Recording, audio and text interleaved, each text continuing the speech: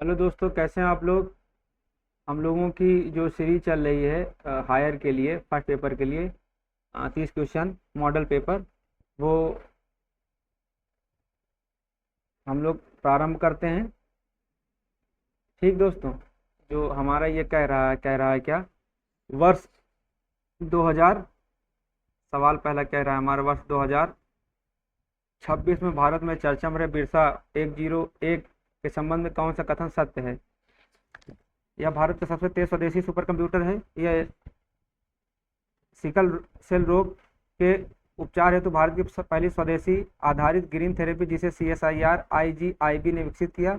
यह इसरो द्वारा 2026 में प्रक्षेपित एक नया चंद्र मिशन है। यह एक नई हाइब्रिड कपास किस्म है जो सूखे का सामना कर सकती है। ठीक, बताइए इसमें से कौन सा कथन सत्य है।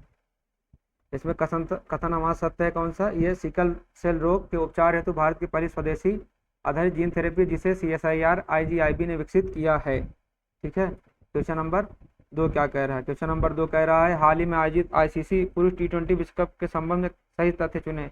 यह विश्व कप पूरी तरह ऑस्ट्रेलिया में आयोजित हुआ था। क्या ये बात सही है? ये गलत है। यह भारत ने 8 मार्च 2026 को फाइनल न्यूजीलैंड को 96 रन हरा कर अपना तीसरा T20 विश्व कप जीता। Final match large cricket ground के लंदन में खेला गया। यही गलत है। प्लेयर ऑफ द टूर्नामेंट पुरस्कार रोहित शर्मा को मिले, वो संन्यास ले चुके हैं। तो हमारा कौन सही है?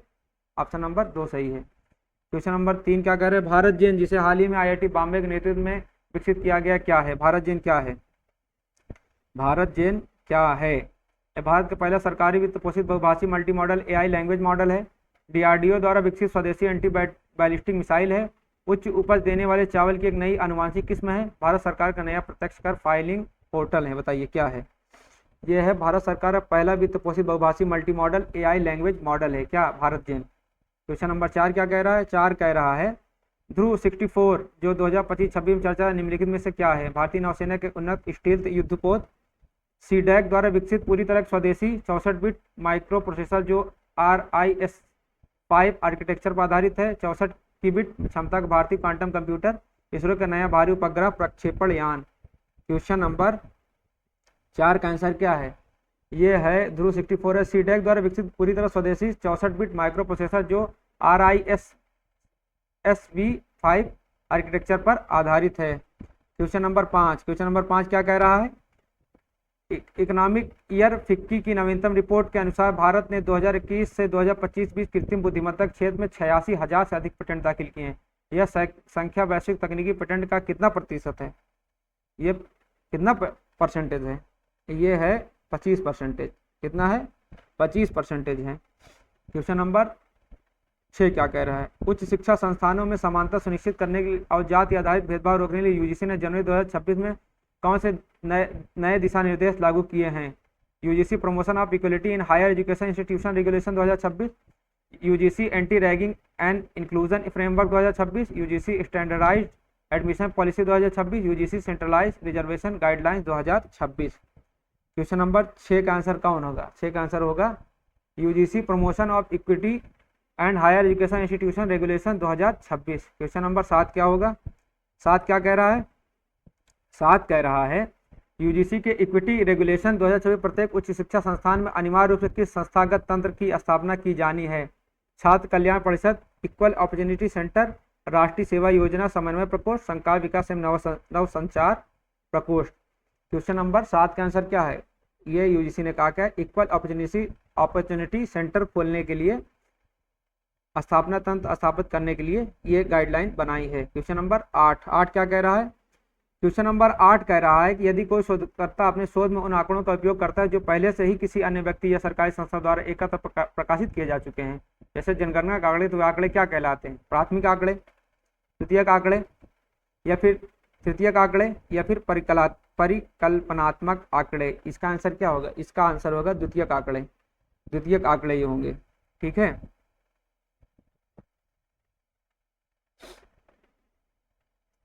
क्वेश्चन नंबर 9 क्या कह रहे हैं, शिक्षण की वह कौन सी पद्धति जिसमें छात्र स्वयं अन्वेषक भूमिका में होते हैं, वे अपनी गति सीखते हैं और शिक्षक केवल एक मार्गदर्शक के रूप में कार्य करता है। व्याख्यान विधि, लेक्चर मेथड, खोज विधि, ह्यूरिस्टिक मेथड, निगमन विधि या सत्तावादी अनुदेशात्मक विधि।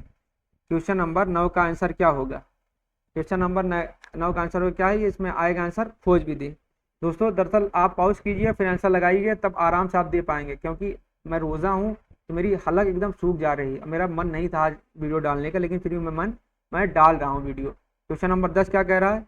10 कह रहा है शोध नैतिकता का गंभीर उल्लंघन तब माना जाता है जब शोधकर्ता अपने शोध का विस्तृत उचित संदर्भ देता है, शोधकर्ता अपने विषय पर साहित्य की व्यापक समीक्षा करता है, शोधकर्ता दूसरे के विचारों, निष्कर्षों या आंकड़ों का अपना मौलिक बताकर प्रकाशित करता है, शोधकर्ता यादृच्छिक नमूनाकरण का उपयोग करता है। शोध नैतिकता का गंभीर उल्लंघन कब माना जाता है?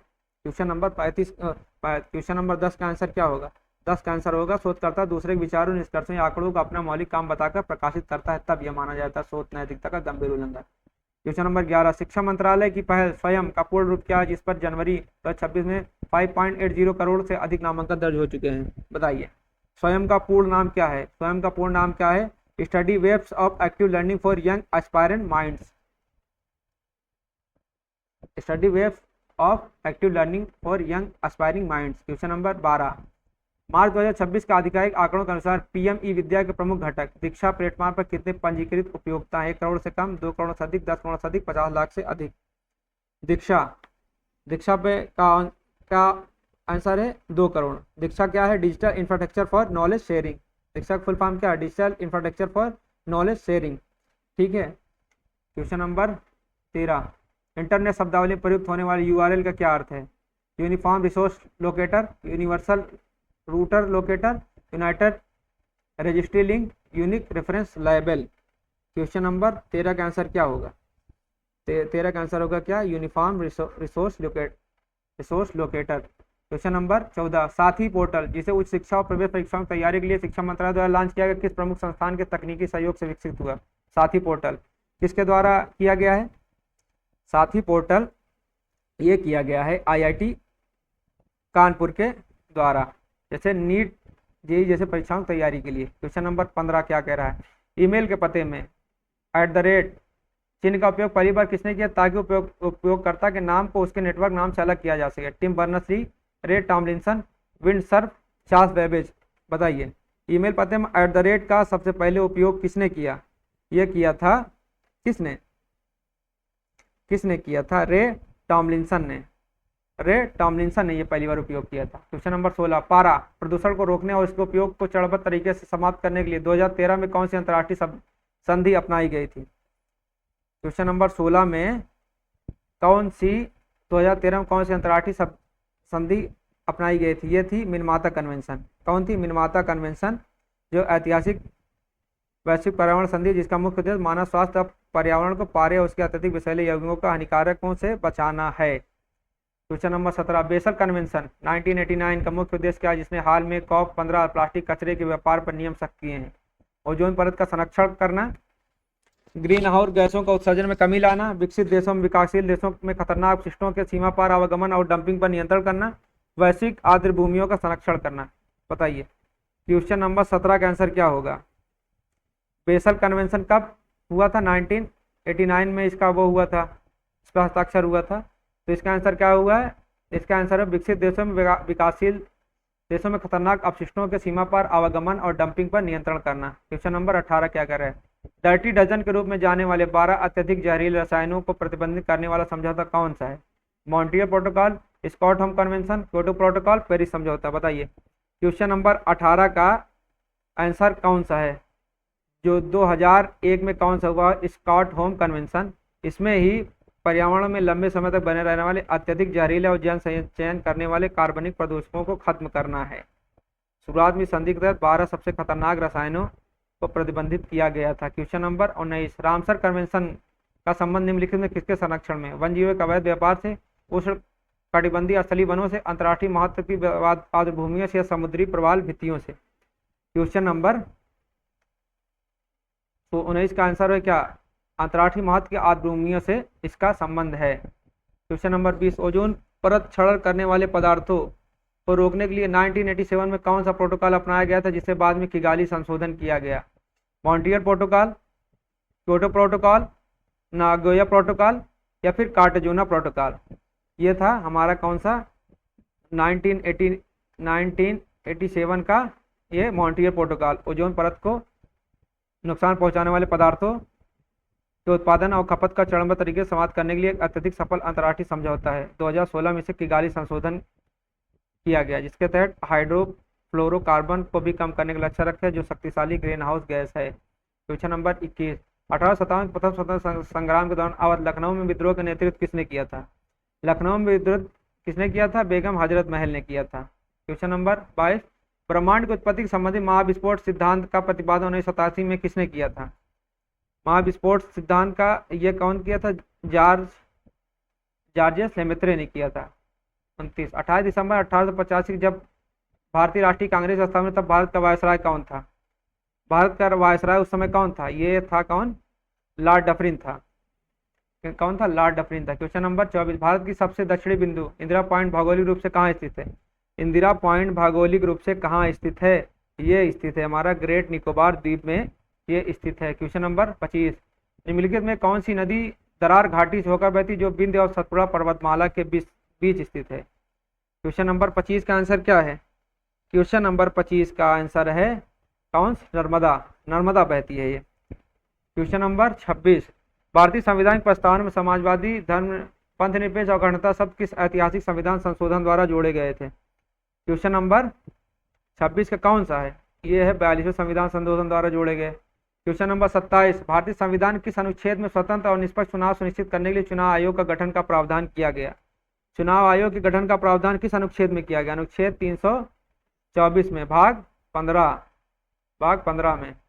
ठीक, जो ये का ऐसे रहता है। ठीक, भाग 15 में। क्वेश्चन नंबर 28 क्या कह रहा है? संविधान भाग 4 में वर्णित राज्य के नीति सिद्धांत का मुख्य उद्देश्य क्या है? केवल राजनीतिक लोकतंत्र की स्थापना करना, देश में सामाजिक और आर्थिक लोकतंत्र के माध्यम से कल्याणकारी राज्य की स्थापना करना, न्यायपालिका की पूर्ण स्वतंत्रता सुनिश्चित करना, संकट काल में मौलिक अधिकारों को निलंबित करना। बताइए क्वेश्चन नंबर 28 का कौन सही है?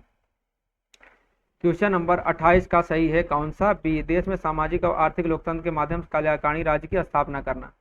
भारत में गरीबी रेखा के वस्तुनिष्ठ आकलन के लिए किस समिति की रिपोर्ट को ऐतिहासिक रूप से अत्यधिक महत्वपूर्ण माना जाता है? कौन समिति ये थी? ये समिति कौन सी थी?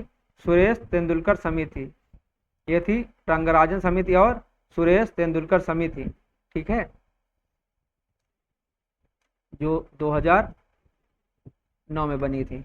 कब? 2009 में। रंगराजन समिति ये 2014 में बनी थी। ठीक, मान लीजिए पूछ सकता है। क्वेश्चन नंबर 30 क्या करें? भारतीय अर्थव्यवस्था और मौद्रिक नीति संदर्भ में रेपो रेट का अर्थ क्या है?